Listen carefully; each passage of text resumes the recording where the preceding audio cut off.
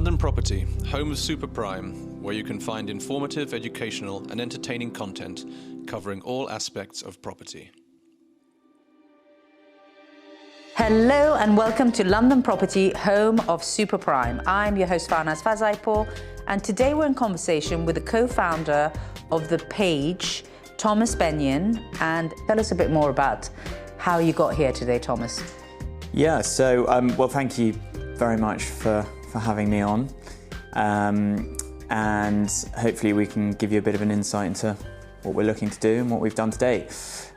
So yeah, how we got here, I came from a property background, having worked for 5 years in the estate agency world, and Henry, my co-founder at The Page, came from a background working in the city, and I guess it was something born out of lockdown, with quite a bit of thinking time, and then the decision to actually do something about it. And what we had sort of been thinking about was, after a chat at the pub, comparing notes on how bad tradespeople we'd had to our own places had been. I think in my case it was about 3 plumbers in as many months looking at the same issue, and Henry's in a flat with a number of other flats, and he's dealing with a managing agent who had a terrible time through it with a roofer. So that gave us a push to think, actually, let's do something about this and create, a really engaging platform that naive homeowners and other, businesses and services can use to connect to tradespeople. I love the name of your business.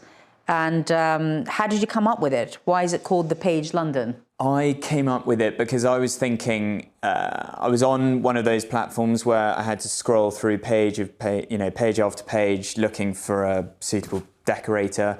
And then that made me think of Yellow Pages, where maybe, in the olden days you would scroll through many a page to find the right contact. And I just thought, no, I just want people to have one place to go to, one port of call. So I thought, The Page. Brilliant.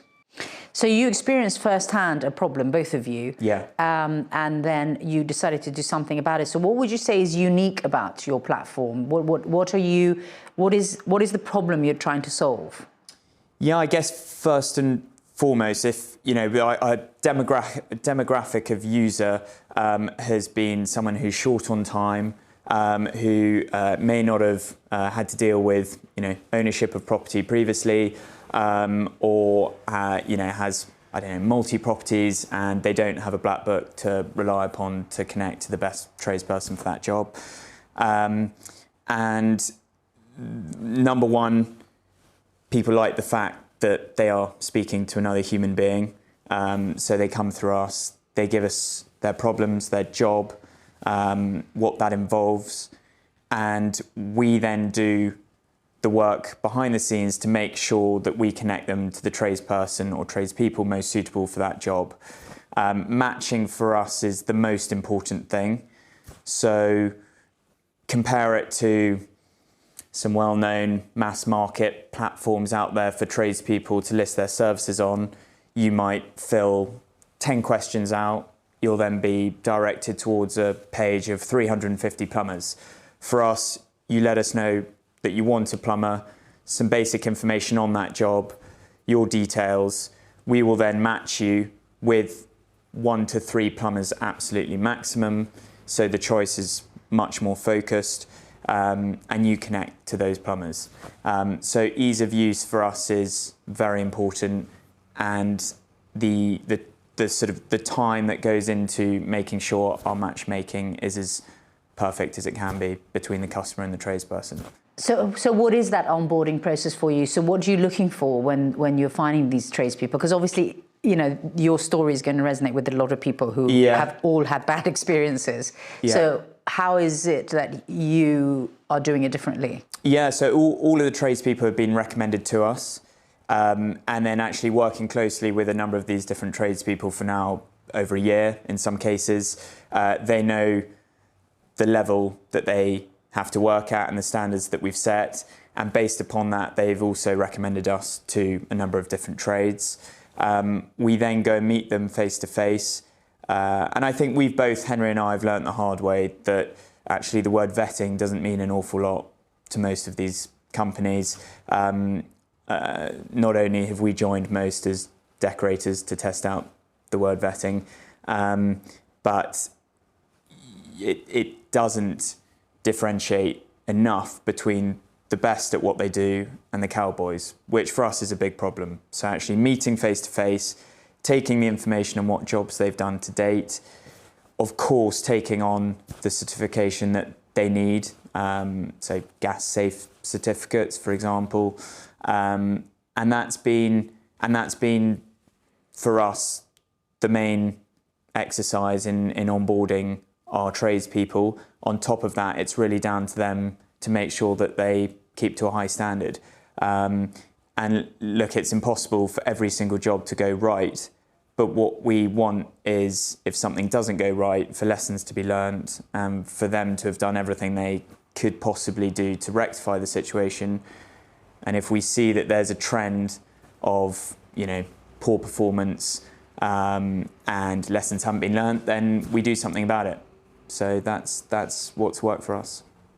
So geographically, your business is currently London focused. London focused, yeah. And what have you learned in the process since you've launched about how to pick tradespeople, and how much does it matter where they are geographically? Yeah, matters massively. So for all the tradespeople we list, we actually like to know exactly where they live, because you won't find that many are based in SW3, for instance, but if they're coming from a certain area on the outskirts of or outside of London, we need to know, okay, for that tradesperson, it's actually very easy to get in that way. They can therefore cover East London, or for a tradesperson who lives, towards Slough and covers West London, it's easy to cover those areas, and same goes for South London. And so that's hugely important. And I think that's another factor that we had issues with when we were connecting to tradespeople before this, was I wanted a plumber who I really thought was local, was covering jobs in that area. And I found that they're just driven, miles across London to get there for me. So not only are they most likely late, but they're not that interested in connecting with me as a customer in the first instance, because they're not local. So that has a big part to play in how we select tradespeople for customers. So really, in a digital world that we're living in, you're kind of bringing the human element back to this whole process. You're giving the efficiency through a platform, but you're really connecting with people as individuals, having conversations and knowing who are you and where do you live and how can you help me and how can I help you? Yeah, I think massively understanding the demographic of a customer helps you know which tradesperson is going to be best for that job. And I think at the end of the day,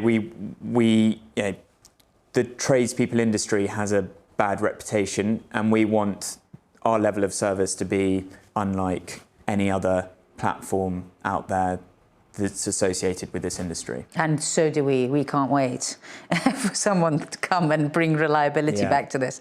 So what type of services are the most popular, do you think, from the services that you offer on your platform? Very seasonal. So at the moment, we're dealing with damp proofers, lots of plumbing jobs, roofing jobs. Throughout the year, we've helped customers connect to kitchen installers, bathroom installers, flooring specialists. Then as you move into the summer, you always see an increase in decorating jobs and, of course, your gardening work too. So I would say very seasonal, but there are those ones that continue throughout the year. So basically, the more experience you get, the more we can tap into you for insight in preparing for these seasons. Yeah, I think on top of that, we on top of just connecting customers to tradespeople, we want to be advisory. We want, to feel like the customer can come to us and actually say, help me, I'm moving into a property in this many months, what should I be thinking of? Or I've just moved in, what should I be doing about my boiler or, electrical checks? So we want people to think, okay, we can go to the page for just advice on home improvements. And you mentioned gardening, so people think they don't need to touch the garden throughout the winter, but actually you do need to make sure it's in good nick for then those summer months to do more serious works if that's what you wanted to do, and to keep it well maintained. So that's absolutely something we're looking to do. So prevention is actually a really big part of maintenance, isn't it? To stay ahead. To stay ahead, which, it's a hard sell because people think, okay, I want to do works when the roof leaks. I don't want to check on it once a year, or I'll repair the boiler when it breaks down. But actually, you should be, getting obviously your annual checks and all of that. So absolutely, it's part of it. And also servicing these things and attending to these problems prevents them from becoming more expensive problems later. But as you say, people don't really think like that. They're like, if it ain't broke, then fix and that's that exactly. And that's another problem, that people will inevitably look to take shortcuts. And a lot of that has to do with, how much something costs. And especially at the moment with the cost of materials going up. And so this is all very relevant. But what we've seen is, when you connect to the best tradesperson, when you pay for the right kind of work, inevitably it's going to save you money further down the line. So you've touched a little bit about the fact that, in the future you want to be doing more, some of this advisory service as well. But is there anything more you can share with us about what the future holds and what your plans are for the business? Yeah, so very excited about where we've got to with virtually no marketing. I think power of word of mouth has got us to where we are today. Which has been fantastic, and we love serving the customers who are new to the page, and we've loved connecting with all these new tradespeople who have been amazing to work with, and I guess much more excited to think where we can get to with a bit of marketing, and to continue to learn. So we're trying to really take it right down to the coalface and actually learn what needs to be learned about these industries, what your plumber goes through on a daily basis, what your roofer needs to think about or builder needs to consider on certain jobs. I'm joining a plumber for a day next week to really understand what works, what doesn't, what they need to, have to make their daily lives work more smoothly. So it's that side of the business I've really enjoyed doing, and I guess it's all about learning and continuing to take the page forward and build from there. Fantastic. Well, I'm putting my money where my mouth is, and I'm meeting one of your contractors after this interview. So watch this space. Exactly. Very pleased to hear. Brilliant. Well, thank you so much, and we would love to have you back on the show to share more insights in the future. And thank you for talking to us today. Definitely. Well, thank you very much, Farnaz, for having me. So to connect to Thomas, you can head over to our experts directory, where if you're a member, you can connect direct. If you need to get in touch with him otherwise, send us an email, ask@londonproperty.co.uk, and we will be able to put you in touch with Thomas, who can put a bespoke service together for you and your needs. Thanks for listening to the London Property Podcast. Head over to londonproperty.co.uk and subscribe to our newsletter to receive latest updates.